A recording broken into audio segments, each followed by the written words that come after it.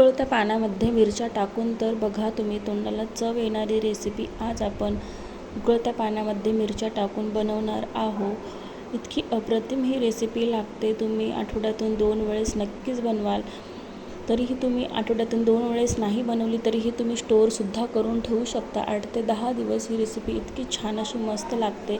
मी इथे मिरच्या घेतलेल्या आहेत, देठासोबतच आपल्याला देठ काढायचे नाहीत। बघू शकता एकदम फ्रेश अशा मिरच्या घेतलेल्या आहेत। अशाच आपल्याला देठासोबतच मिरच्या घ्यायच्या आहेत। मी इकडे पाणी गरम तापवायला पाण्याला मस्त असं आदन आलेलं आहे। आपलं मस्त गरम पाणी झालं की त्यामध्ये आपल्याला मिरच्या घालून घ्यायच्या आहेत। मी मिरच्या घालून घेतल्या आहेत, एकदम फ्रेश अशा ताज्या मिरच्या यामध्ये घालूनच्या आहेत। अशा प्रकारे परतवून घ्यायचं आहे। बघू शकता तुम्ही आपल्या मिरच्या अशा टम्म फुगलेल्या आहेत। एका उकळीमध्ये किती अशा मस्त डबल साईजच्या झालेल्या आहेत, टम्म अशा फुगलेल्या आहेत एका उकळीमध्येच। आता तुम्ही बघू शकता हे मिरच्या चपट्या व्हायला लागलेल्या आहेत, म्हणजे मस्त अशा परफेक्ट शिजल्या गेलेल्या आहेत। बघू शकता आता मिरच्या आपल्या हे चपट्या झालेल्या आहेत, म्हणजे मस्त अशा हे मिरच्या शिजल्या गेलेल्या आहेत। आता आपल्याला हे मिरच्या बाहेर काढून घ्यायच्या आहे। या मिरच्यांमधलं पूर्ण पाणी बाहेर काढून घ्यायचं आहे। अशा प्रकारे मी चिमट्याच्या सहाय्याने मिरच्या हे काढून घेते। पूर्ण मिरच्या आपल्याला बाहेर काढून घ्यायच्या आहे। मिरच्या आपल्या मस्त थंड झालेल्या आहेत। आता या मिरच्यांचे आपण 2 तुकडे करू। तुम्ही तुमच्या आवडीनुसार 2-3 असे करू शकता। मी इथे 2 असे तुकडे करून घेत आहे मिरच्यांचे। खूप मस्त अशी रेसिपी लागते। भाजी जरी नसेल तर तुम्ही पोळीसोबत सुद्धा खाऊ शकता किंवा तोंडी लावायला खाऊ शकता।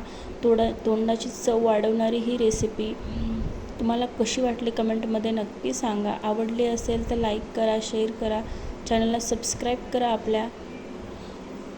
मी इथे कोथिंबीर घेतलेली आहे आणि मिरचीच्या कळ्या घेतलेल्या आहेत 15 ते 20। तेल घालायचं आपल्याला कढईमध्ये। तेल मस्त असं तापू द्यायचं।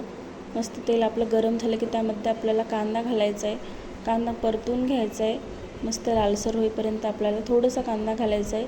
कांदा मस्त असा लालसर होईपर्यंत परतवून घ्यायचा आहे।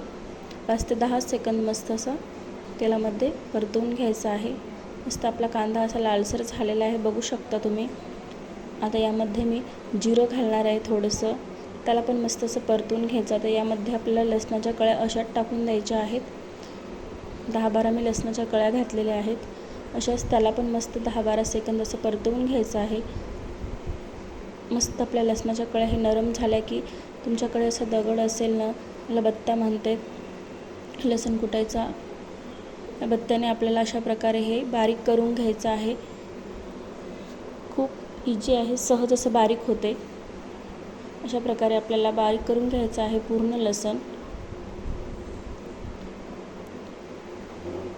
एकदा तुम्ही जर ही रेसिपी बनवली तर नक्कीच तुम्ही भरणी भरून डब्बा भरून ठेवू शकता। 8 ते 10 दिवस इतकी मस्त अशी लागते। तोंडाला चव येणारी ही रेसिपी आहे, नक्कीच तोंडाची चव वाढवेल। अशा प्रकारे तर यामध्ये आपण मिरच्या घालून घेऊ। मिरच्या मस्त अशा परतवून घ्यायच्या आहेत आपल्याला। मिरच्या परतवून घ्यायच्या आहेत, अशा पूर्ण खालवर करून घ्यायच्या आहेत। 10-15 सेकंद असेच परतवून घ्यायचे आहे। तर यामध्ये आपण जिरं पावडर घातलेलं आहे मी थोडंसं, त्याला पण आपल्याला परतवून घ्यायचं आहे असंच। आता यामध्ये आपण हळद घालू, थोडीशी हळद घालू, त्याला पण परतवून घ्यायचं व्यवस्थित। सगळ्या मिरच्यांना हे लागली पाहिजे जिरं पावडर, हळद, जे काय मसाले आपण टाकत आहोत ते। मीठ घालत आहे मी चवीनुसार यामध्ये थोडंसं, पुन्हा थोडंसं असं परतवून घ्यायचं आहे। अशा प्रकारे चम्मचने दाबून घ्यायचं आहे। खूप मस्त अशी रेसिपी ही लागते, नक्की तुम्ही एक वेळेस ही ट्राय करून बघा। भाजी संपली असेल, भाजी जरी नसेल तर तुम्ही हे पोळीसोबत सुद्धा खाऊ शकता, इतकी मस्त अशी लागते। असं ओबडधोबड शेंगदाण्याचा कूट टाकलेला आहे यामध्ये मी कुटून, एकदम बारीक पण नाही टाकायचं आपल्याला, जाडसरच असा शेंगदाण्याचा कूट यामध्ये घालायचं। खूप मस्त अशी टेस्ट लागते शेंगदाण्याच्या कुटाने। त्याला पण असं मस्त असं फिरवून घ्यायचं आहे, सगळ्या मिरच्यांना लागला पाहिजे असा। बघू शकता किती मस्त असा कलर आपल्या मिरच्याला आलेला आहे। मी भरपूर अशी कोथिंबीर घालायची, पण असं परतवून घ्यायचं आहे।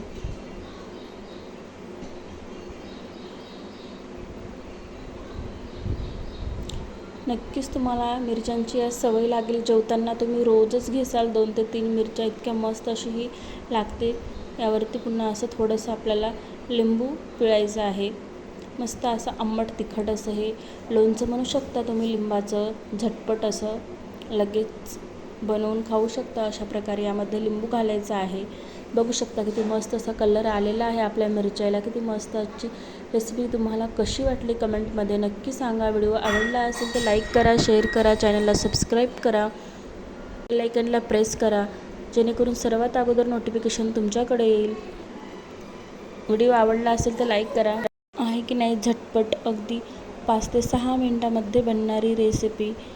तुम्ही लगेच बनवून लगेच खाऊ शकता. जसं जसं हे लोणचं मुरेल, जास्त दिवस राहील, तितकंच टेस्टी आणि छान लागतं हे लोणचं.